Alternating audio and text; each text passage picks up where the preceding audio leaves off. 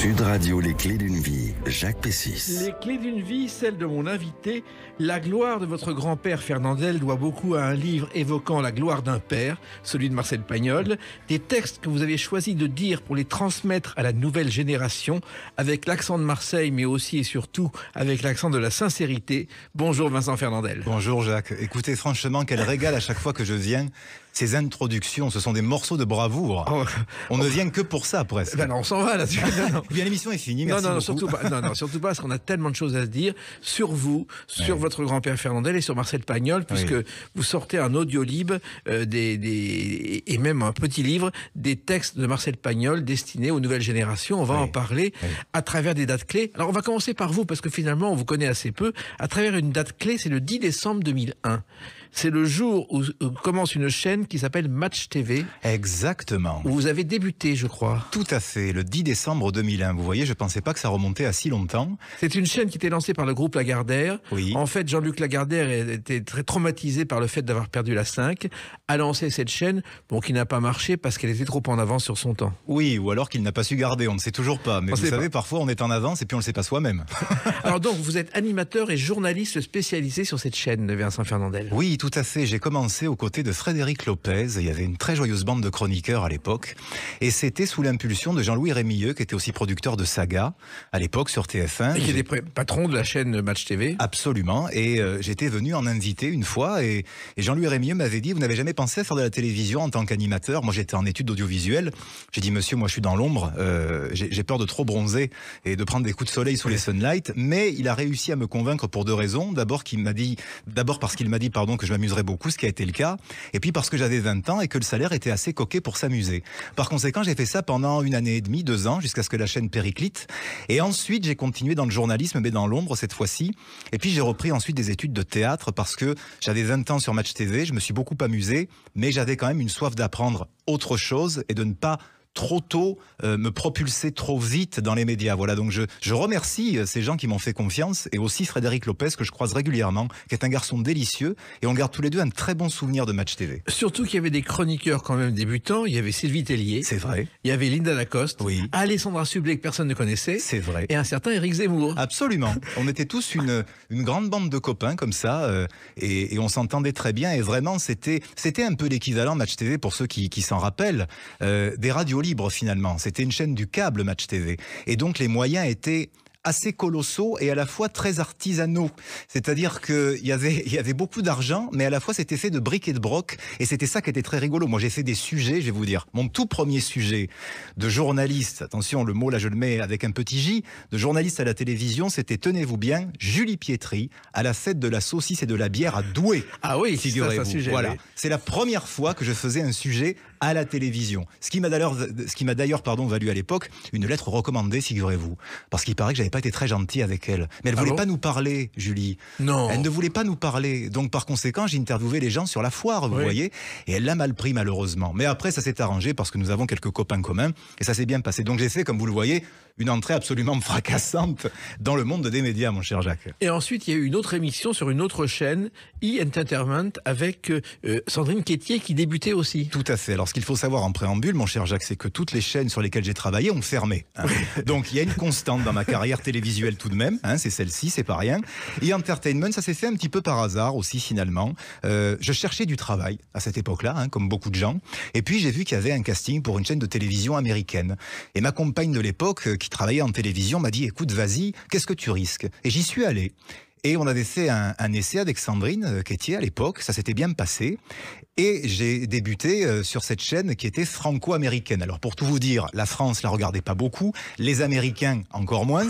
Mais encore une fois, ça m'a permis cette chaîne-là pour le coup de faire davantage de sujets sur le cinéma. Car comme on était libre de faire ce qu'on voulait, c'était formidable. Moi je proposais beaucoup de sujets sur les acteurs américains, italiens, français. Et là, je m'amusais, mais en plus de ça, je me faisais plaisir parce que, en tant que cinéphile depuis très longtemps, j'interviewais des personnalités du cinéma français et international. Et qui acceptait, malgré que ce soit une chaîne que personne ne connaissait. Je vais vous dire, le traquenard, l'arnaque avec E-Entertainment, c'est que lorsque j'avais au téléphone des attachés de presse, des grandes stars américaines par exemple, qui me disaient, non, écoutez monsieur, vous êtes une petite chaîne, qu'est-ce que vous voulez? Je dis, oui, c'est E-Entertainment Los Angeles. Oui. Ce qui n'était pas vrai. Oui. On était basé à Issy-les-Moulineaux, on nous regardait peut-être dans le Larzac. Vous voyez ce que je veux dire? Et donc, à chaque fois, je disais, voilà, c'est pour Los Angeles, absolument. Et je demandais au patron américain qui m'aimait beaucoup, il comprenait rien à ce que je disais quand il regardait mes sujets, mais il disait « very funny », il me disait à chaque fois, je disais « écoutez, vous ne voulez pas faire un petit mail à l'attaché de presse pour dire que c'est bien nous ?» Et il faisait le mail. Donc finalement, j'étais la plus petite chaîne de la télévision française, mais on me recevait comme les mecs de TF1, France 2, France 3. C'était une arnaque. Sauf que cette arnaque, je la transformais quand même professionnellement, car, vous le savez, mon cher Jacques, je suis quelqu'un d'appliqué, et lorsque j'avais certains noms du cinéma qu'en plus j'admirais, je me faisais fort de mener des interviews quand même dignes de ce nom, vous vous doutez bien. Ouais, il y en a eu 400, je crois. Oui, alors il y en a à peu près 400 peut-être, oui 400, 450, 500, je ne sais plus, parce qu'il y a aussi eu M6 qui m'a fait travailler pendant longtemps, grâce à une dame que j'aime beaucoup, qui a travaillé longtemps avec Tavernier, qui s'appelle Emmanuel Sterpin, qui m'avait fait confiance pour faire des bonus à l'époque de DVD. Ça se vendait bien, maintenant ça n'existe plus, mais on faisait des suppléments de DVD, alors aussi bien des textes que des interviews. Moi j'avais fait un voyage à Rome extraordinaire pour interviewer plusieurs personnalités, et il se trouve qu'il y a Dino Risi dans cette liste de grands metteurs en scène. Et pour rendre à César ce qui est à César, c'était Eddie Moine, le fils d'Eddie Mitchell, qui est un grand journaliste de cinéma, qui devait venir et qui était malade. Et Emmanuel, ma productrice, me dit « tu vas faire l'interview ». J'ai dit « non, c'est pas la mienne, tu l'as fait toi ». Et donc j'ai observé l'interview de Dino Risi et j'ai parlé avec lui toute une après-midi. Et figurez-vous qu'on a été les derniers à aller le voir avant qu'il ne décède. Et on a eu un moment avec Risi assez extraordinaire qui est un peu long à raconter, donc je vous en fais grâce. Mais c'était un monsieur d'une classe, d'une époque qui aujourd'hui n'existe plus malheureusement. Si je comprends bien, les chaînes où vous avez travaillé ont fermé, oui. Et ceux que vous avez interviewés sont morts juste après. Exactement. Alors moi, je vais vous dire, si vous voulez m'embaucher parce que vous voulez fermer votre boîte, ou si vous voulez tuer quelqu'un après une interview, en toute légalité, on n'a jamais prouvé que c'était moi, embauchez Vincent Fernandez, je vous en prie. On va attendre un petit peu. Et vous avez réalisé des documentaires, surtout un sur Canadair, parce que les Canadair, c'est une chose que tout le monde connaît aujourd'hui, mais en fait, ce sont des bombardiers à eau qui ont été créés au Canada et qui étaient au départ des avions de guerre en 43. Oui. Et vous avez fait un documentaire là-dessus. Absolument. Je me suis retrouvé à faire un documentaire sur les Canadair pour France 3, sur l'idée d'un producteur qui, en fait, était le fils d'un pilote de Canadair décédé en Corse suite à un accident d'appareil. Et nous nous sommes rencontrés avec ce garçon et nous avons beaucoup discuté et il m'a dit « j'aimerais faire un film en hommage à mon père et à ces hommes et à ces femmes qui font ça ». Et il m'a dit « je voudrais que ce soit toi qui le réalise ». Je lui ai dit « écoute... peut-être que quelqu'un serait mieux placé ». Il m'a dit non, parce que nous avons discuté de ces choses que tu comprends, des choses du cœur. Donc finalement, c'est parti, ça, sur une impulsion du cœur. Alors après, l'impulsion du cœur, il faut la transformer en concret, car je peux vous garantir que pour gagner la confiance de ces hommes et de ces femmes du feu, qui sont des héros dont on parle malheureusement très peu, il faut quand même montrer patte blanche et ne pas passer pour le guignol de Paris, si vous voyez ce que je veux dire. Vous arrivez sur une base, on va dire, à obédience militaire, avec des gens qui sont là pour travailler, avec des caméras. Il faut quand même prouver que vous êtes là pour travailler et pour faire un travail, j'ai envie de dire, extrêmement probe et puis délicat, vous voyez. Mais ce documentaire est pour moi un souvenir exceptionnel. Pourquoi ? Parce que derrière les machines, derrière les Canadair, on parle des hommes et des femmes qui sont à bord. Et je dois bien avouer que j'ai gardé aussi un souvenir formidable de ce documentaire, parce que l'accueil chez ces gens-là, dès lors qu'ils savent qu'ils peuvent vous faire confiance, l'accueil, il est à vie. Et il est vrai, il est sincère. Moi, c'est toujours ça qui m'a guidé dans le métier. Beaucoup plus que la réussite ou les fermetures de chaînes. Je me suis jamais apitoyé sur ce qui a marché ou ce qui n'a pas fonctionné. À chaque fois, si j'en garde un souvenir humain, alors là, je me dis, j'ai tout gagné. Voilà. Alors, vous dites que vous êtes le rigolo de Paris. Vous êtes surtout de Marseille, parce que vous êtes né à Marseille, même si vous avez grandi à Paris. Tout à fait. Alors, moi, j'ai grandi à Marseille jusqu'à mes 17 ans. Oui. Et puis, à un moment donné, comme à Marseille, il y a du soleil, mais qui se mange pas en salade. Oui. Pour travailler, j'ai dû monter à Paris. Donc, ça fait maintenant plus de 20 ans que je vis en Île-de-France. Donc, j'ai passé la majeure partie de ma vie à Paris, vu que j'ai 40 ans. Faites le calcul. Mais j'ai retrouvé votre première télé, et écoutez ceci. Oh, je voudrais tellement de choses que mon ami... Car c'est vous, Vincent Fernandel, avec Franck Fernandel en duo dans une chanson qui est sur YouTube. Et c'était vos débuts à la télévision tout petit. Absolument, c'était à la fois mes débuts et ma fin dans la chanson. Voilà. Oui. Car j'ajoute aussi à mon palmarès que si vous voulez fermer votre maison de disques, vous me faites chanter. Voilà. Mais ce qui est étonnant, je vais vous dire, quand j'écoute ce titre, Vous parlez de Franck. Qui est votre père. Voilà, oui. Franck Fernandel, et je sais l'affection et l'amitié que vous aviez pour lui. Le livre CD Marcel Pagnol, lu par Vincent Fernandel, qui est sorti, c'est une très belle histoire aussi de famille, au-delà du fait qu'il y a Nicolas Pagnol, qui est un ami, et qui fait que la famille Fernandel et Pagnol, on va dire, revient un peu sur terre après avoir été longtemps dans les nuages. On va en parler tout à l'heure. Mais ce livre CD, je tiens à le dire, ma productrice là-dessus, c'est Fanny Tempesti, qui est la fille de Gérard Tempesti, qui lui-même était le producteur de Franck depuis le début des années 80 jusqu'à ce que Franck décède. Donc vous voyez, l'histoire familiale se répète et s'embellit. Voilà, c'est ça qui est formidable. Et cette chanson, c'était un duo comme ça, parce qu'il y a eu les duos de Georges Guettari avec sa fille, oui. Il y a eu Tania avec Eddie Constantine. Il y a eu Georges Ulmer et Laura Exactement. Aussi. Et voilà. Vous avez voulu... C'est une envie de Franck ? Alors écoutez, on va être tout à fait honnête. Moi, j'avais 8 ou 9 ans. Je voyais mon père chanter et j'admirais beaucoup son talent et le fait qu'il soit sur scène.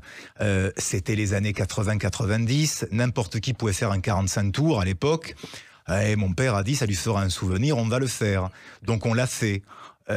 Mais c'était factuellement une catastrophe. Sauf que ça partait d'un bon sentiment qui était faisons un souvenir à Vincent pour chanter avec moi. Voilà. Sauf que naturellement, si l'intention était bonne, vous le savez mon cher Jacques, la bonne intention ne suffit pas à faire une bonne chanson, car vous-même vous en avez écrite pas mal, et je sais que vos bonnes intentions suivent le talent. Mais ce qui n'est pas le cas de tout le monde, vous voyez ce que je veux dire. En tout cas, il y a eu d'autres bons souvenirs et on va les évoquer à travers une autre date, le 14 mars 1968. À tout de suite sur Sud Radio avec Vincent Fernandel.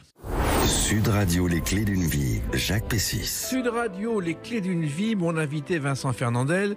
Nous avons parlé tout à l'heure de vos débuts à la télévision comme journaliste, de vos débuts dans la chanson avec Franck, votre père. Oui. Et on parlera tout à l'heure, bien sûr, de ce Pagnol Fernandel que vous ressuscitez pour notre plus grand bonheur. Et le 14 mars 68, il y a une émission de télévision Entrée dans l'histoire. Le palmarès des chansons, oui. Où Fernandel fait son grand retour à la chanson, ce qui était exceptionnel. Et puis, dans ce palmarès, votre père, Franck Fernandel, chante quelque chose qui vous tient à cœur. Des vieux quartiers au quartier neuf, c'est là que nous avons su naître. Ça vaut Paris et son pont neuf. C'est comme ça Marseille, et c'est vrai que Marseille, c'est le berceau de votre famille, de la famille des Contandin et des Fernandel. Oui, c'était une très belle chanson, C'est comme ça Marseille. C'était Raymond Mamoudi qui lui avait écrite. C'était un grand parolier. Et c'est vrai que Marseille, oui, c'est le berceau de la famille, mais je dirais que même plus largement, la Provence est le berceau de notre famille. Car vous savez, on réduit très souvent, mon cher Jacques, la Provence à Marseille. Ce n'est pas vrai. Marseille est un élément de la Provence. La Provence est plus grande et plus forte que Marseille. Marseille est une entité, est une enclave un peu à part. C'est un peu une grande dame qui fait parfois sa difficile et sa belle. Mais la Provence, elle, grande et belle comme elle est constante, elle est généreuse. Et c'est vrai que Marseille, je ne vais pas faire celui qui reprend sa réputation sulfureuse, mais elle a un côté un peu sulfureux, elle a un côté un peu violent. Marseille, je dis toujours, pardon, c'est un peu familier, c'est une ville qu'il faut s'encaisser. C'est une ville, d'ailleurs mon père avait fait une très belle chanson qui s'appelait Marseille, je ne te reconnais plus, plus tard que c'est comme ça Marseille, et qui disait Marseille généreux de cœur, de corps et d'âme, et que j'ai dans la peau comme on aime une femme. Et c'est vrai que cette Marseille qu'on a dans la peau, parce que quand on vient de Marseille, on reste de Marseille toute sa vie.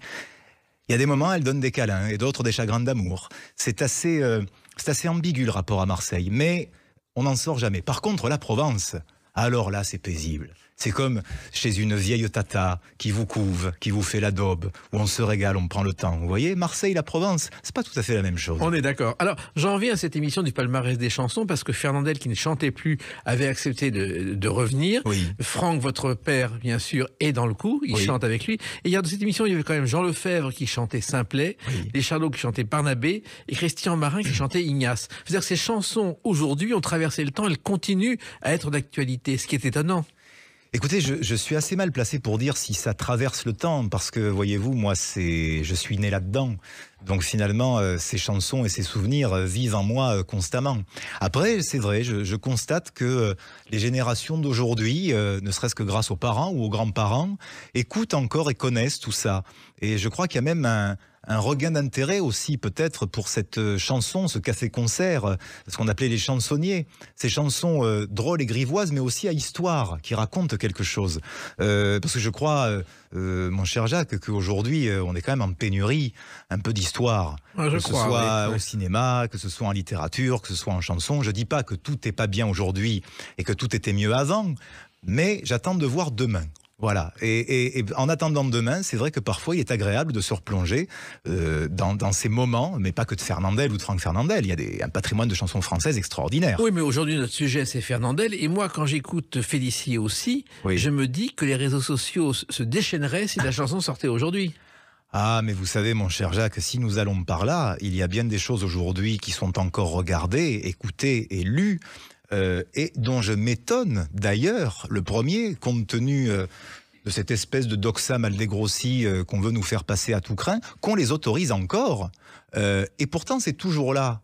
Et moi, je crois savoir pourquoi. C'est parce que le public n'est pas l'arbitre du bon goût, les arbitres du bon goût qu'on nous met à toutes les sauces en haut, non pas de l'État, mais de toutes les montagnes qu'on crée un peu partout. Je crois que le public est beaucoup plus intelligent que ce qu'on veut lui faire croire et penser. Je crois que le public a toujours soif de liberté de ton, a toujours soif de déconnade, a toujours soif d'humour et de second degré. C'est pour ça, je pense, que ce qui survivra, ce sera grâce au public et pas grâce aux gens qui sont finalement une petite poignée de bobos parisiens, j'ai rien contre eux, mais qui sont là pour nous imposer ce qu'il faut dire, ce qu'il faut faire, ce qu'il ne faut pas dire, ce qu'il ne faut pas faire, ce qui est bien dommage. Surtout que je vais vous dire, les artistes de tout temps, comment ont-ils créé? Justement, en franchissant parfois certaines limites utiles, et jamais de manière malveillante ou mauvaise, mais aussi parce qu'un créatif, si vous voulez, un artiste qui veut dénoncer, par exemple, il est obligé de franchir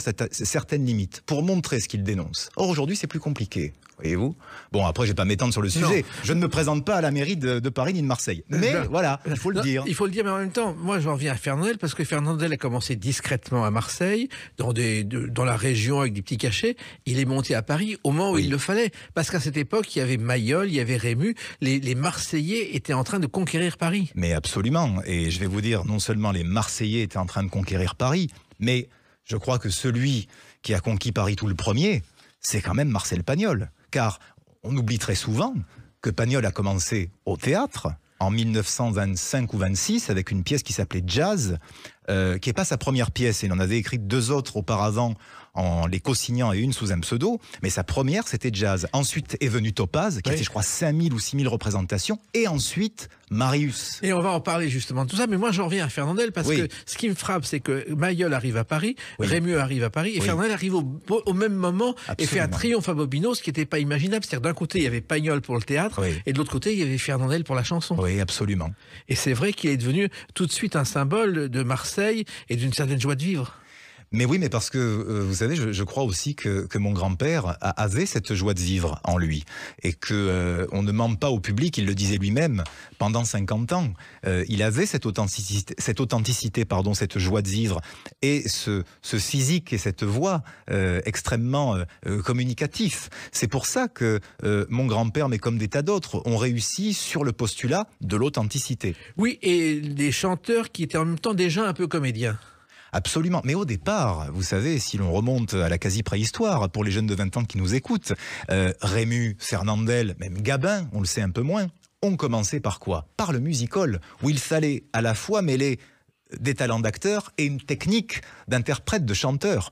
Donc finalement, ces gens-là étaient tout aussi à l'aise dans les 2 disciplines qui, à cette époque-là, fusionnaient. Les Américains aujourd'hui prouvent encore une chose dans leur comédie musicale, ou les Anglais, lorsqu'on va à Londres, que eux ont gardé cette superbe et cette technicité qui leur appartient en propre, mais que nous avons perdu. Il y avait Yves Montand aussi qui était comme ça. Mais Gabin a commencé dans la chanson grâce à son père et avec Mistinguett. Absolument. Et il a fait un film, Chacun sa chance, un des premiers films parlant chantant, parce qu'ils n'avaient pas de quoi manger. Oui, ils ne pensaient pas faire carrière. Non, absolument. Et il y a quelqu'un d'autre aussi qui doit beaucoup à votre grand-père Fernandel, c'est Bourvil. Car un jour, il a 11 ans, il est à Rouen, il voit Fernandel sur scène et il dit c'est ça que je veux faire dans la vie. Ça m'a toujours épaté, vous savez, cette histoire, parce que quand on voit la densité et la profondeur qu'avait Bourvil, je me dis c'est quand même tout à fait joli et étonnant à la fois de se dire que cet homme, qui était quand même un immense acteur, regardait mon grand-père en disant oh, « c'est lui qui me donne envie, c'est lui qui me donne envie de faire ça ». J'ai toujours trouvé ça étonnant et très touchant à la fois, c'est joli. Et ils ont tourné ensemble La cuisine au beurre, qui est un film qui est devenu un classique, Oui. où ils se sont amusés autant dans les coulisses que sur le plateau. Écoutez, alors vous savez, hein, les versions sur leur entente sont multiples. Alors certains disent ils se sont amusés, d'autres ils ne se sont pas entendus, etc. Mais vous savez, ça, c'est comme les histoires marseillaises. Dans les clous, je dis j'ai croisé Jacques Pessis dans les clous. Il était un peu enrhumé. Dans 2 jours, vous êtes mort. Oui. Vous voyez. C'est-à-dire qu'il suffit d'une brouille pour que la rumeur d'un coup enfle et qu'on dise s'entendait pas. Je ne sais pas, je n'y étais pas. Et puis Mayol était quand même un personnage central au milieu de tout ça, parce que Bien Mayol sûr. a été le père de tout ça. Absolument. Il y avait Mayol à Paris, il y avait le père Franck à Marseille, hein, qui dirigeait le théâtre de l'Alcazar, et puis il y avait aussi Antoine, hein, pour le théâtre, qui était là. C'était une époque de très grands personnages qui effectivement fédéraient aussi et donnaient leur chance. Et ça, je crois que c'est important, donner leur chance à des gens qui venaient des régions. Mais bien sûr, et même à Paris, beaucoup d'artistes ont démarré au concert Mayol, qui a périclité après la guerre, qui est devenu un cabaret de striptease et qui est fermé aujourd'hui. Alors à la fois un striptease de temps en temps, Jacques, on va pas dire non. Oui, C'est non, pas mais là, dramatique. on va au spectacle, on va pas autrement. Alors, finalement, tout ce qu'a fait Fernandel pour arriver à la comédie Ouais. et à Pagnol, finalement, c'était un apprentissage, la chanson. Et dans votre famille, c'était ça. Et Franck Fernandel a été chanteur aussi parce que c'était logique. En fait, mon père a été chanteur parce que il chantait dans les années 50 dans une grande boîte à Marseille qui était tenue par Mémé Guérini, voilà, qui était un grand voyou de Marseille, hein, c'est une notoriété publique, on peut le dire. Et mon père chantait souvent pour s'amuser comme ça. Il voulait être pianiste de jazz, hein, Franck, il jouait très bien du piano, mais il chantait parce que la femme de Mémé Guérini adorait la voix de mon père. Et un jour, il y avait dans la salle Raymond Mamoudi qui était un parolier et qui lui a dit « Franck, il faut que tu chantes ». Mon père voulait pas. Il l'a amené chez Philips et Philips l'a signé tout de suite. Et j'ai appris récemment, et ça c'est une très jolie confidence que m'a fait un bon copain, Hervé Villard, qui m'a dit que mon père avait été le premier qui lui avait décroché une date de gala à ses débuts, justement dans le cabaret de Mémé Guérini. Donc en fait c'est parce que mon père avait une voix qui plaisait à une dame importante de Marseille, qu'il chantait régulièrement et qu'il a été repéré. Mais s'il n'avait pas chanté, il aurait été chef d'orchestre, de jazz, sans doute. D'ailleurs, il le regrettait beaucoup de ne pas avoir fait ça. Il était aussi animateur le soir à Radio Monte-Carlo, grâce à sa voix. Exactement. Et je crois que c'est grâce à ça qu'il a rencontré votre mère. Exactement, ma maman Corinne, qui était elle speakerine à Radio Monte-Carlo. Elle faisait ses débuts, elle était plus jeune que mon père. Elle était sur TMC aussi, elle annonçait les programmes. Et puis, je crois que ma mère a beaucoup plu à mon père parce que elle ne lui courait pas après. C'était une femme qui l'est toujours d'ailleurs, qui a beaucoup de classe, beaucoup de tact. Et je crois que c'est ce qui a plu à mon père, qui quand même, parce que c'était un chanteur de charme, et un excellent chanteur et grand professionnel par ailleurs. Faut pas le ramener qu'au cliché du chanteur de charme. Mais c'était un chanteur de charme, et qui dit charme, dit charmeur. Et mon père, quand même, n'est-ce pas, avait un pédigré important sur la question. Voilà. On va passer à un autre sujet. Mais c'est ma maman qui a gagné. Voilà. Toutes mes félicitations. On va passer à un autre sujet en revenant très en arrière, à la date du 16 septembre 1934. À tout de suite sur Sud Radio avec Vincent Fernandel. Sud Radio, les clés d'une vie, Jacques Pessis. Sud Radio, les clés d'une vie, celle de mon invité Vincent Fernandel. On a parlé de vos débuts, de votre père Franck Fernandel, de votre grand-père Fernandel. Et puis vous avez évoqué Pagnol, et c'est important parce que le 16 septembre 1934 est sorti un film dont voici un extrait. Gèle. Pleurer, ça mouille et ça sert à rien, tu sais. Parlons de la Sorti à Marseille le 16 septembre, à Paris le 26 octobre, un mois plus tard. Il faut le temps que ça monte. Hein. Voilà. Angèle, un film de Marcel Pagnol où Fernandel fait vraiment des débuts de comédien et sort de son personnage de comique. Absolument. Vous savez, je crois que il n'y a pas de grands acteurs dans l'absolu s'il n'y a pas de grands auteurs pour les repérer et faire que leur talent puisse éclater. Marcel Pagnol l'a dit lui-même, un jour il regardait un film, je crois que c'était Le Blanc et le Noir d'ailleurs, où mon grand-père jouait, il a dit j'ai repéré Fernandel. Et je me suis dit cet homme-là, qui fait un peu des bêtises à l'écran, des choses pas forcément très intelligentes, qui est là pour faire rire et amuser la galerie, Pagnol a dit j'ai vu un grand comédien. Tout le monde s'est payé la tête de Pagnol, mais Pagnol n'en était plus à sa près, parce que lorsqu'il a commencé dans le cinéma, Dieu sait qu'il a été vilipendé, et non pas à juste titre, hein, car il avait raison sur beaucoup de choses, notamment sur le cinéma parlant. Mais il a embauché mon grand-père. Et il l'a embauché, en fait, je crois que son frère est allé à Paris demander à votre grand-père Fernandel s'il accepterait de tourner dans le film. Vous avez le détail de l'histoire, exactement. Et mon grand-père a accepté. Car vous pensez bien que mon grand-père, qui n'était pas forcément un grand amateur de théâtre non plus, mais avait vu aussi à cette époque-là ce dont Pagnol était capable au théâtre, puisqu'il régnait quand même sur le théâtre aussi, Pagnol, à cette époque-là. Alors ça a été un tournage très précis, sauf qu'à un moment, je crois que Marcel Pagnol a donné un texte sur un cahier de 6 pages à Fernandel, oui, et qu'il devait le jouer tout de suite. Oui, c'est-à-dire que Marcel Pagnol avait des inspirations, c'est-à-dire que il vous demandait d'apprendre 10 ou 15 pages de texte, et au dernier moment, sur la nappe du déjeuner, il disait « Attendez, on va faire 2-3 modifications », et il refaisait la scène. Mais je crois que c'est aussi comme ça que ces gens-là donnaient de l'authentique à leur film. C'est-à-dire que d'un coup, le cinéma suivait le mouvement de la vie. C'est-à-dire qu'il y avait une improvisation soudaine avec du travail, hein, naturellement. Parce que tout semble improvisé et naturel, mais il y avait beaucoup de travail. Mais c'est ça aussi qui faisait... Vous vous rendez compte, c'était des gens, ils tournaient quand ils voulaient, comme ils voulaient. Aussi parce que Pagnol a été l'un des tout premiers à être à la fois réalisateur, auteur, producteur, distributeur. Il avait même des salles de cinéma. Donc Pagnol, il le disait lui-même, c'est très tôt au début du cinéma, acheter sa liberté pour ne pas dépendre du désir des autres. Donc Pagnol, sa manière de faire était totalement inédite à l'époque. C'est-à-dire qu'en fait, Fernandel arrivait, ou n'importe quel comédien arrivait, on déjeunait, oui, on jouait aux boules, oui, et puis ensuite on tournait quand on en avait envie. On tournait si on en avait envie et si on pouvait. Parce qu'il se mangeait des daubes d'un autre monde, à Midi Jacques. Oui. Je pense que vous et moi, on mange ça, on ne fait pas l'émission après. Oui. Vous voyez, c'est des forces de la nature. Oui, c'est vrai que des fois, il ne tournait pas. Mais comme ça posait pas de problème. Et ça ne posait aucun problème. Surtout, ce qu'il faut voir, c'est que non seulement c'était leur modus operandi, mais en plus, à l'époque, la liberté de production qu'avait Pagnol était extraordinaire. Il faisait ce qu'il voulait. Et c'est comme ça aussi qu'il prenait le temps de bien faire. Vous savez, il y a une phrase de Jean Cocteau que j'aime beaucoup, qui dit « La vitesse est l'ennemi de l'artisanat ». Je trouve ça très juste. Parce que quand on va trop vite, on ne fait pas bien. Alors Pagnol, lui, il n'allait pas trop vite, bien au contraire. Il prenait le temps. Sauf que ça donne des œuvres absolument immortelles. Alors justement, Angèle, on dit de Fernandel que c'est le premier film humain qu'il ait tourné. Il y en a eu un autre aussi qui était Regain. Oui. Ça aussi, ça a été un film dramatique qui jouait un remouleur urbain. J'ai début, c'est là aussi l'image de Fernandel, grâce à Pagnol, a changé. Vincent Fernandel. C'était adapté d'un roman de Jean Giono, d'ailleurs, que Pagnol a souvent adapté. Et c'est vrai que mon grand-père, dans ce film, a quelque chose d'un peu plus noir, d'un peu plus taciturne.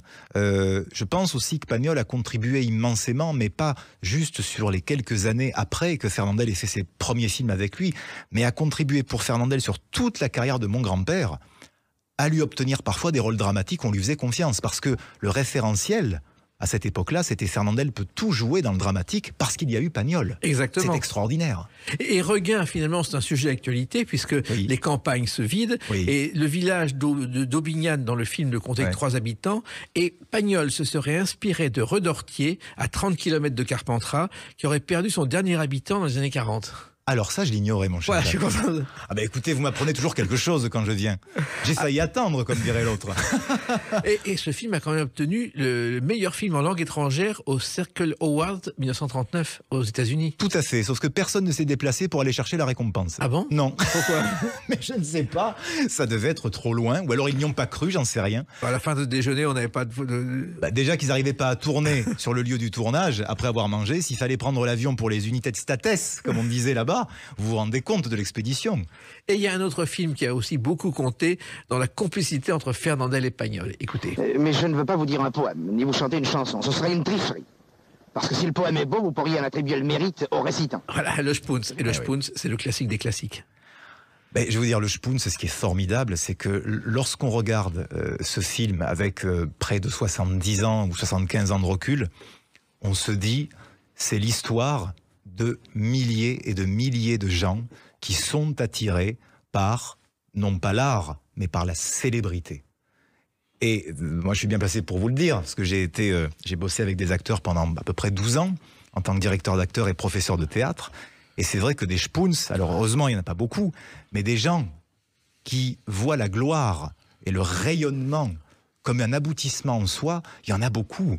Et c'est vrai que le Spoons a cette dimension à la fois très touchante, comme souvent chez Pagnol, enfin même comme tout le temps chez Pagnol, où, à un moment donné, quand le rêve commence à s'étioler sous le poids du réel, le personnage, au prix de grandes désillusions parfois, change, mais progresse. Ça l'éclaire sur l'existence. C'est ça aussi la dimension qu'on oublie parfois chez Pagnol.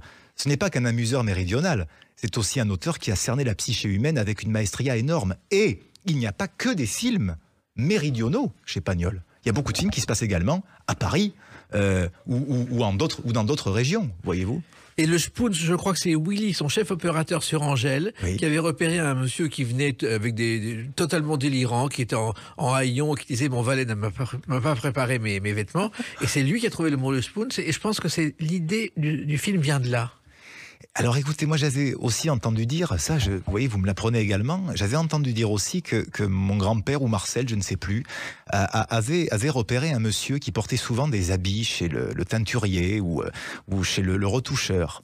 Et un jour, il n'est plus venu récupérer ses habits. Alors que ce soit mon grand-père, peut-être le chef opérateur ou Marcel, était allé voir le type du pressing, enfin le blanchisseur, en disant mais... il a laissé des affaires, il lui disait oui. Et il avait sorti, ce blanchisseur, une veste avec d'immenses revers, qui est d'ailleurs dans le film, et qui avait servi pour le tournage. Cette veste que mon grand-père porte dans le film quand il fait Tout condamné à mort ou à la tête tranchée, il y a des revers incroyables, on dirait des ailes d'avion, viendrait, je dis au conditionnel parce qu'à Marseille les histoires, bon, c'est vrai, vraisemblable, viendrait d'un type qui l'avait laissé chez le blanchisseur.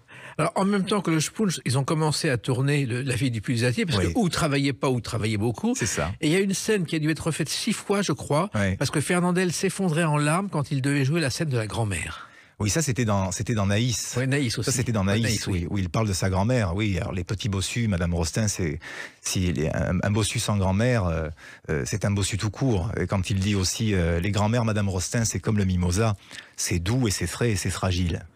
Et ça, d'ailleurs, il avait une bosse qui partait régulièrement, dont on a dû couper des plans au montage. Oui, c'est-à-dire que c'était un effet spécial, artisanal, la bosse. Donc il fallait la dompter parfois. Mais c'est vrai que Naïs est une composition exceptionnelle de mon grand-père. Et cette séquence où il parle de sa grand-mère, effectivement, derrière, on voit... j'enfonce un peu une porte ouverte, mais c'est tellement vrai. On voit l'homme derrière l'acteur. On voit l'homme qui, d'un coup, donne une part de lui-même. Et ça... que voulez-vous que je vous dise? Quand l'authentique ne meurt jamais, et c'est immortel l'authentique. Alors, Pagnol et Fernandel, ce sont 30 ans d'amitié, Oui. mais aussi des fâcheries, parce que je crois que Fernandel a traité Pagnol de menteur régulièrement, puis un jour ils sont fâchés. Mais ils se sont traités de tous les noms. Encore menteur, là, vous restez à l'apéritif, mon cher Jacques. C'est parti cette brouille, apparemment, du tournage de Topaz, C'est ça, voilà, où Pagnol avait promis à mon grand-père de terminer le film sur un gros plan de lui. Parce que dans le contrat de mon grand-père, si on pouvait terminer avec un gros plan de lui, ça lui faisait plaisir. Sauf que Pagnol jugeait, à très juste titre d'ailleurs, que Topaz n'avait pas à se finir sur un gros plan de mon grand-père. Ce qui a créé une tempête dans un verre d'eau, parce que mon grand-père s'était évidemment vexé, ils se sont vus pour manger et s'expliquer. Pagnol est allé se coucher avant de le traiter de tous les noms. Ensuite, ça a été des invectives épistolaires. Enfin, c'était des égos surdimensionnés, ces gens-là. C'était des jobastres à leur façon. Des jobastres géniaux, mais des fous furieux. Ils se fâchaient pendant 20 ans pour un gros plan. Et ils mettaient chacun de l'huile sur le feu. C'était une comédie à l'italienne comme Gassman ou Sordi aurait pu en interpréter. Bien sûr, mais ils se sont réconciliés parce qu'un jour ils se sont croisés dans un bar, je crois. Bien sûr. Et le charme de Pagnol a agi sur Fernandel. Et ils se sont tombés dans les bras, ces deux couillons. Parce qu'en vérité, ils s'aimaient profondément. Et ils savaient ce qu'ils se devaient l'un à l'autre.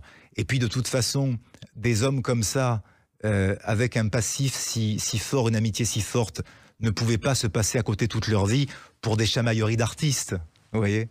Alors, il se trouve que Fernandel nous a quittés en 71, Oui. mais qu'il avait des projets avec Pagnol, Oui. et Pagnol voulait lui faire rejouer Marius en couleur. Non seulement Pagnol voulait lui faire rejouer Marius en couleur, avec par conséquent mon grand-père dans le rôle de César, mon père, Franck, dans le rôle de Marius, Oui. parce qu'à cette époque-là, mon père faisait beaucoup de théâtre aussi. Il avait triomphé dans Bienheureuse Anaïs de Sauvageon dans les années 70. Et Pagnol avait vraiment ce projet. D'aucuns ont pu dire qu'il disait ça pour maintenir mon grand-père en vie. Pagnol était peut-être menteur, mais il ne jouait pas avec la vie des gens. C'était une vraie volonté de sa part.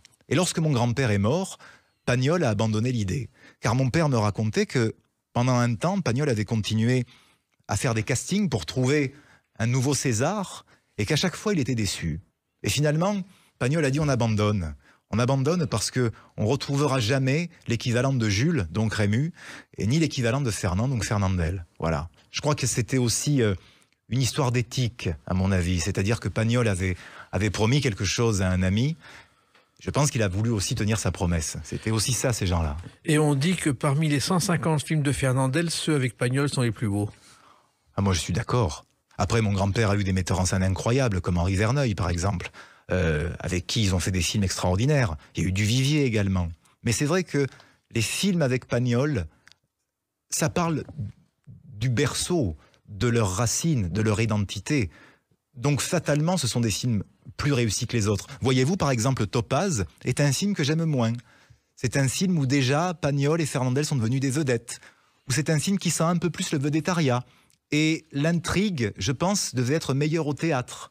Mais les films implantés dans la région, dans cette Provence magnifique qui n'existe plus telle que Pagnol l'a filmée, évidemment que ça reste des monuments.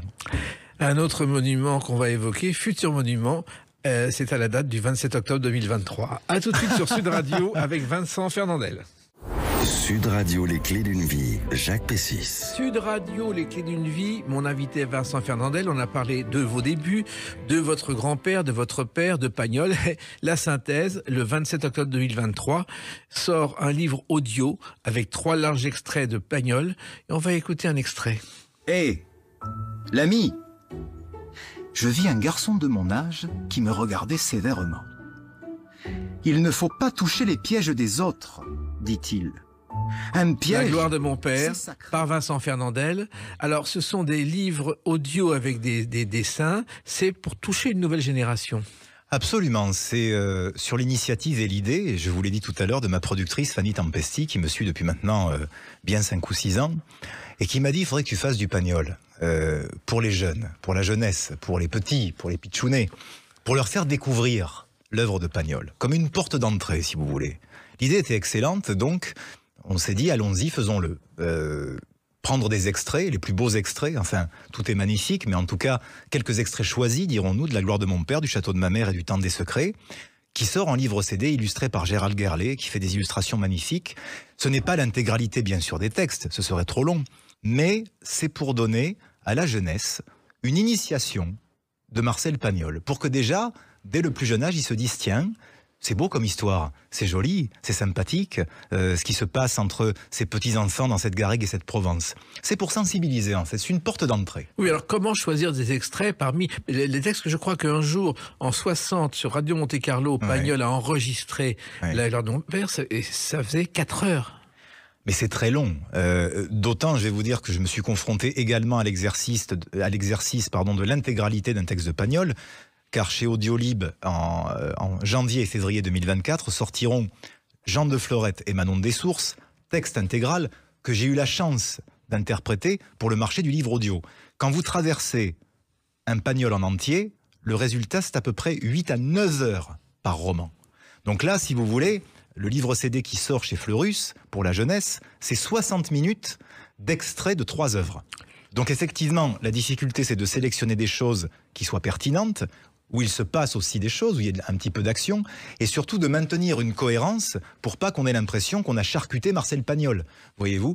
Donc c'est un travail qui est délicat, ça demande du temps, mais finalement nous l'avons fait. Avec des extraits qui toucheront les enfants parce qu'ils les comprendront. Absolument, il y a aussi cette dimension, c'est-à-dire que lorsqu'on veut initier un jeune public, il faut aussi choisir des choses qui seront adaptées à son oreille et ne pas aller vers des choses trop difficiles à comprendre ou des choses qui finalement l'éloigneraient davantage parce que tout simplement le raisonnement, la résonance en eux serait plus difficile à obtenir. Alors c'est un pari parce qu'en même temps on dit qu'aujourd'hui les jeunes sont sur YouTube ou sur les tablettes et vous avez démonté le contraire avec je crois les Fables de La Fontaine sur le même principe qui ont fait un triomphe.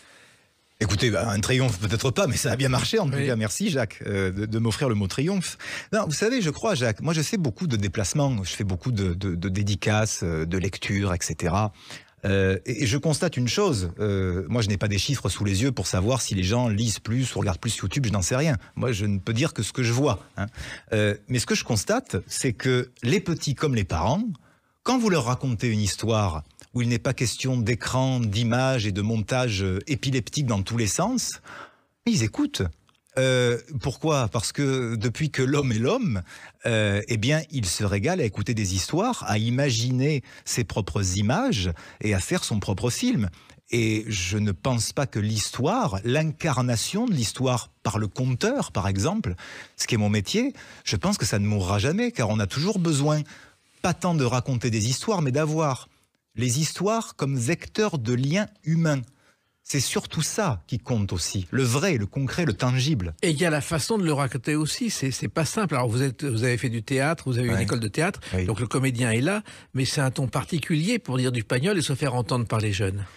Vous savez, la difficulté lorsqu'on interprète des textes, que ce soit d'un très grand auteur ou d'un auteur qui l'est moins, c'est de faire très attention, et c'est ça qui est délicat, à ne pas ramener le texte à soi. C'est-à-dire que ça ne peut pas être une performance de Vincent Fernandel qui lit Pagnol ou Tartampion. Non, il faut réussir à rendre audible, et je dirais même visible, par l'évocation des images, l'histoire aux oreilles des auditeurs. C'est ça la gageure. Parce que faire des effets de manche, c'est pas très compliqué. Sauf que prendre le chemin assez discrètement que l'auteur a tracé pour vous, c'est plus difficile. Parce qu'il faut que ce soit l'auteur qu'on entende. Naturellement, Marcel Pagnol n'a strictement pas besoin de moi pour continuer à exister. Moi, je ne suis qu'un relais parmi tant d'autres. Sauf que être ce relais pour Marcel Pagnol, vous imaginez bien que ça me touche à plusieurs niveaux. Et en plus de ça, je suis navré de le dire, ça fait peut-être chauvin, mais je pense que pour raconter des textes du Midi, c'est pas qu'il faut être du Midi, c'est qu'il est mieux, il est conseillé d'être un peu du Midi quand même. Je n'irai pas raconter des légendes alsaciennes, par exemple. Je laisserai ça à des Alsaciens, voilà. Alors, il se trouve aussi, on l'a un peu oublié, que la gloire de mon père, le château de ma mère et tout ce qui a suivi, c'est né par hasard. Au départ, c'était une histoire pour un journal féminin pour Noël. Absolument. C'est la femme de Lanzmann, qui était à l'époque directeur de Elle, qui un jour dit à Pagnol, dans un dîner, « Oh Marcel, racontez-nous cette histoire magnifique sur votre mère. » Alors Marcel raconte une histoire sur sa mère, sur Augustine, et cette dame lui dit « Écoutez, écrivez-moi quelque chose pour le magazine Elle, un petit épisode, un court instant, un instantané de votre enfance avec votre mère. » Et Pagnol donc se met au travail, on lui a commandé ça, et Pagnol le raconte lui-même, il dit « Je n'écris rien, je n'arrive pas à écrire, je ne sais pas quoi écrire. » Et on lui envoie un coursier à vélo qui lui dit « Monsieur, je suis là pour récupérer les pages, sans prévenir Pagnol. » Pagnol dit « Monsieur, écoutez, moi j'ai rien écrit, je peux rien vous donner. » Et le cycliste lui dit « Écoutez, monsieur, moi je suis coursier, si vous me donnez rien, je perds mon travail. » Il dit « Vous pouvez pas écrire un truc en 3-4 heures ?» Pagnol dit « En 3-4 heures, vous allez attendre 3-4 heures. » Le type dit « Non mais, il faut que je répare mon vélo. » Donc en fait, le type démontait son vélo sur la pelouse de Pagnol, et pendant ce temps-là, Pagnol, pour sauver le boulot du type, a fait 4, 5, 6 pages, comme ça, qui sont sorties brutalement, sans trop réfléchir. Ça a été publié, et on lui a dit c'est magnifique, il faut en faire un livre. Et Pagnol dit lui-même qu'à la faveur de ces quelques pages, qu'il a fait un peu sous la contrainte, lui sont revenus un tas de souvenirs. C'est comme ça que La gloire de mon père et Le château de ma mère sont nés. C'est fou, hein. Et à l'époque, il ne pensait pas que ça aurait autant de succès. Non. Et c'est tombé aussi au moment où les pièces marchaient un peu moins. Donc c'est bien tombé pour relancer Pagnol, Vincent Fernandel. Absolument. Vous savez, comme on le dit souvent, c'est une expression consacrée, on ne peut pas être et avoir été. Moi, je dirais plutôt qu'il y a des médiums qui, à un moment donné, sont moins populaires que d'autres. Ce serait plus précis et plus juste de dire ça.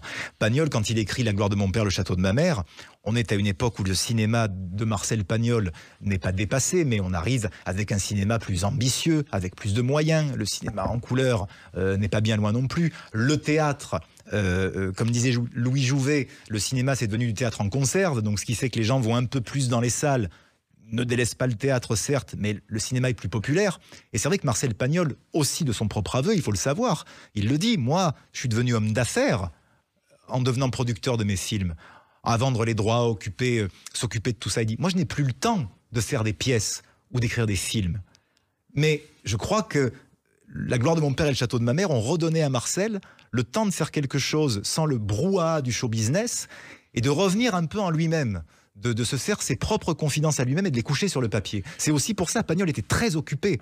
Il était plus homme d'affaires à cette époque-là que créateur. Oui, mais le succès a été immense. Je crois qu'il y a eu au départ 50 000 exemplaires, ce qui était considérable pour l'époque. C'est considérable. Et puis le succès ne s'est jamais démenti. Et il a continué. La preuve, c'est que les 2 films d'Yves Robert avec Cobert et Nathalie Roussel continuent à fonctionner du feu de Dieu. Voilà, c'est des œuvres immortelles, ça aussi. Et ça aussi, Yves Robert a tenu à le faire, oui. Parce qu'au départ, on n'imaginait pas La gloire de mon père au cinéma. Absolument pas. Et je crois qu'Yves Robert, qui est un réalisateur qu'on a tendance un peu d'ailleurs à oublier, bien qu'il ait fait de grands succès, mais il a aussi fait des choses plus confidentielles qui sont très belles.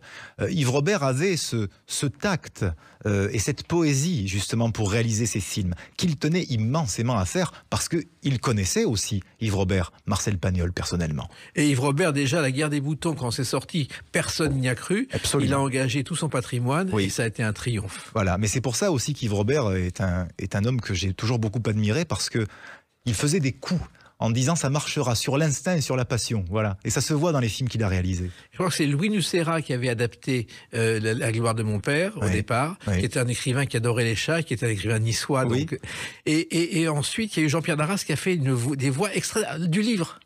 Extraordinaire. La voix de Jean-Pierre Darras dans les 2 films, c'est la voix pour toute une génération et pour tout un public, c'est la voix de Marcel Pagnol. C'est-à-dire qu'on se dit, quand on entend Jean-Pierre Darras, qui était un comédien exceptionnel, on se dit, c'est Marcel Pagnol qui nous parle. C'est ça le sortilège. Et puis ensuite, il y a eu Claude Berry qui a récidivé, justement avec Jean de Florette et Manon Dessources. Là aussi, c'était un autre pari.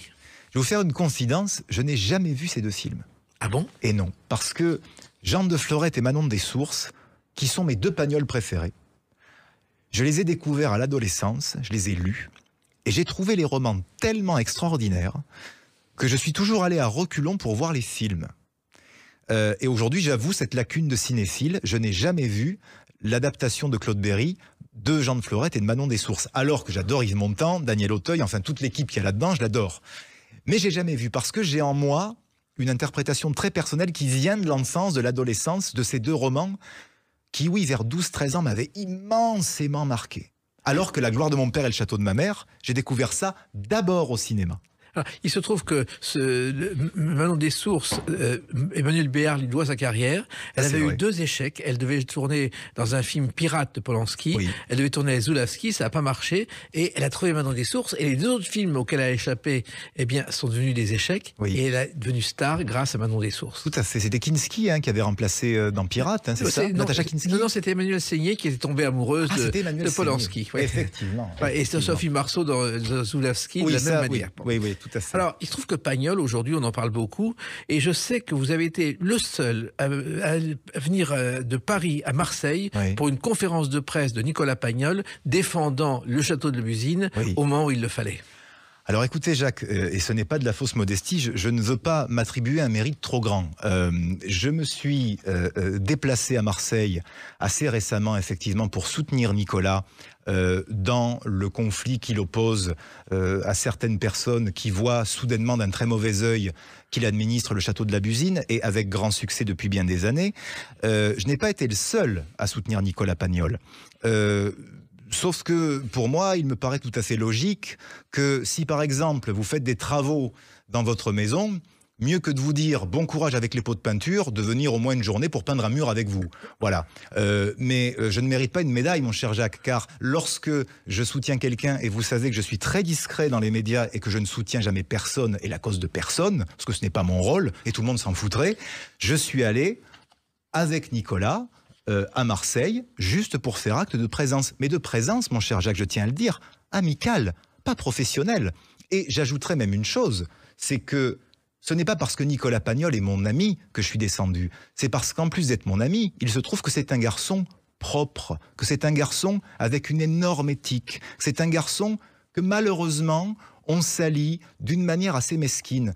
Sauf que vous savez, ce n'est pas si grave, car on le sait, Jacques, les gens qui salissent les autres ne sont pas eux-mêmes les plus gros consommateurs de savon. Oui, et effectivement, cette histoire se tranchera assez rapidement, à mon avis, par la justice, mais c'est un autre débat. Tout à fait. Mais quand je pense que Charles Trenet voulait que la gare de Marseille soit rebaptisée Marseille-Pagnol, oui, on est bien loin de tout ça aujourd'hui. Naturellement, vous savez, c'est toujours triste, Jacques, de voir que... Vous savez, moi, je suis pas. J'ai un côté, je le sais, un peu suranné, un peu nostalgique. Moi-même, je m'amuse en disant je suis un vieux ringard, un peu des fois. Mais moi, vous savez, je vis dans mon époque. Je suis aussi pour la nouveauté, la création et l'avenir. Sauf que, comment voulez-vous, et ça, c'est vraiment une vraie question, comment voulez-vous créer de l'avenir si vous n'avez pas une connaissance et parfois même si vous ne chérissez pas un minimum le passé, ce qui nous a précédés et ceux et celles qui nous ont précédés. D'autant que, ne soyons pas chauvins encore une fois, mais soyons réalistes, une culture nationale, c'est bâti sur quoi? C'est bâti sur une impulsion multiple des régions. De la région, c'est normal, part ensuite une culture qui devient nationale par le croisement des régions, des pays, etc. Comment peut-on aujourd'hui, en 2023, mais pas qu'à la Busine, pas qu'à Marseille, comment peut-on aujourd'hui tirer à vue sur la culture régionale qui est là et qui s'assume et qui, je le dis, n'est pas passéiste? Car encore une fois, les initiatives locales qui ont de la mémoire sont là justement pour créer de nouvelles générations de culture et d'artistes. Et c'est pour ça que vous avez réalisé cet album, ce livre-album pour les enfants chez Fleurus, oui, avec La gloire de mon père et oui, Château de ma mère, donc du Pagnol, pour découvrir, et que vous continuerez avec Jean de Florette et Manon des Sources, et avec d'autres choses, j'en suis convaincu. Ben écoutez, en tout cas, je l'espère, mon cher Jacques. Et en tout cas, sachez bien une chose, c'est que je crois qu'il est important aussi aujourd'hui, parce que je ne parle pas que de Marseille, mais que les gens qui viennent des régions, que ce soit des régions de France ou d'ailleurs, hein, d'ailleurs, c'est un beau doublon dans la phrase, c'est magnifique pour un mec qui est censé avoir de la culture, mais je crois que vraiment la culture régionale, qu'elle vienne de France ou d'autres pays, c'est une identité, c'est un passeport. Il faut la défendre. Eh bien, vous continuerez à la défendre, et nous aussi sur Sud Radio à notre façon. Merci Vincent Fernandel et à bientôt. Jacques, c'est une joie, comme à chaque fois. Je vous dis à bientôt. À bientôt. Les Clés d'une vie, c'est terminé pour aujourd'hui. On se retrouve bientôt. Restez fidèles à l'écoute de Sud Radio.